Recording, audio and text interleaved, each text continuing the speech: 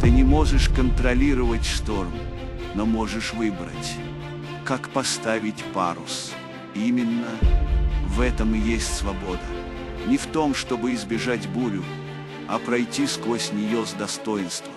Жизнь не должна быть легкой, чтобы быть правильной. Главное – не потерять курс, даже когда волны выше тебя.